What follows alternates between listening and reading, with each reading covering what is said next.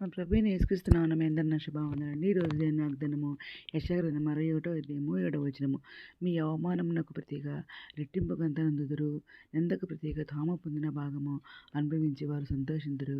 వారు తమ దేశంలో రెట్టింపు భాగమునకు కర్తలగుదురు, నిత్యానందం వారికి కలుగును అని వాగ్దానించిన పరిశుద్ధాత్ముడు. అర్ధరాత్రి లేచి ప్రార్థన చేసి వయసులు చెల్లించి మరలా ప్రార్థన చేసి దేవుని నోటి జడి వాగ్దానించండి. వెంటనే చూడండి అక్కడ అవునండి. మనం మధ్యకాలం సాయంత్రకాలం అర్ధరాత్రి ప్రార్థన చేస్తున్నాం, త్యాగం చేస్తున్నాం, బైబిల్ చదువుతున్నాం. ఇంకా బైబిల్ ఎదుగు దేవుని కృపను పూర్తి రాశానండి. ఉపవాస ప్రార్థన చేస్తున్నాం. ఈ విధంగా చేస్తున్నాము. దేవుడు ప్రతిదినం కూడా మనకు నూతనమైన వాగ్దానం ఇస్తూ నూతనంగా బలపరుస్తున్న దేవునికి చెల్లించుకుంటున్నాం. ఇంకా దీనికి రిలేటెడ్ వాక్యాలు చూస్తే యెషయా గ్రంథము 40వ అధ్యాయం 2వ వచనంలో చూస్తే, నా జనులను ఓదార్చుడి, యెరూషలేముతో ప్రేమగా మాట్లాడి ఆమె యుద్ధకాలం సమాప్తమయ్యెను, ఆమె దోషారుణము తీర్చబడెను. యెహోవా చేతి వలన ఆమె తన సమస్త పాపముల నిమిత్తము రెండింతలు పొందినని సమాచారం ఆమెకు ప్రకటించుడి అని అంటున్నారండి దేవుడు.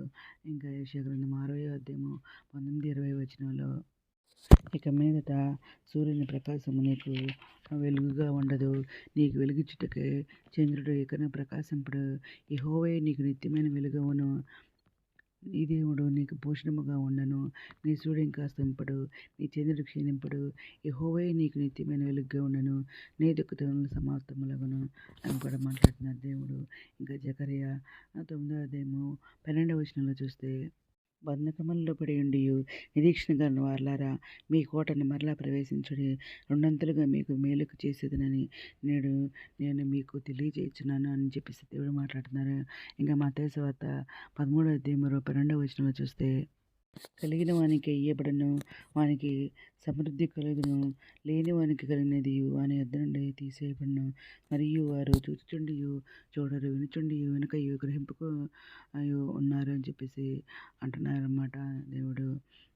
ఇంకా ఈ విధంగా దేవుడు మనల్ని ప్రత్యేక రెట్టింపుగా పనులు చేస్తానంటున్నారన్నమాట. ఇంకా ఎందుకంటే భయం, ఇంకా దేవుడు మన పక్షాన మనకు విరోధి ఎవరు? ఇంకా దేవుడు మనకి ఏం చెబుతున్నాడంటే ఈ అధ్యాయం ద్వారా యేసుక్రీస్తు యొక్క పరిచర్యను వివరిస్తుందన్నమాట ఈ అధ్యాయము. ఇంకా ఈ వాక్యం నుంచి మనం ఏం నేర్చుకున్నామంటే, ప్రభువైన యెహోవా ఆత్మ తనపై ఉన్నందున పేదలకు సువార్త ప్రకటించడానికి, గాయపడిన వారిని స్వస్థపరచడానికి, బంధింపబడిన వారికి విడుదల ప్రకటించడానికి యెహోవా తనను అభిషేకించానని ప్రవక్త మెస్సియా ప్రకటిస్తున్నారని అంటున్నారు.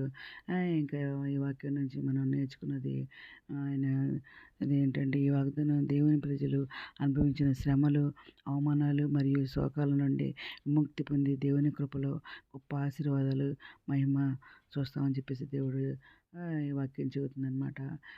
ఇదంతా కూడా మరి దేవుడు మనకి ఇచ్చిన వాగ్దానం అండి. మనకు ప్రత్యేక రెట్టింపు గంతులు ఉంటామని ఈ దినం దేవుడు మాట్లాడుతున్నారు. ఈ దినం వాగ్దానం అందరూ చెబుతున్నారని కోరుకుంటూ ఈరోజు మనం ప్రార్థన చేసుకుందాం. మౌన్నత సరస్వతి ఘనమైన గల స్తుతి స్తోత్రం తండ్రి.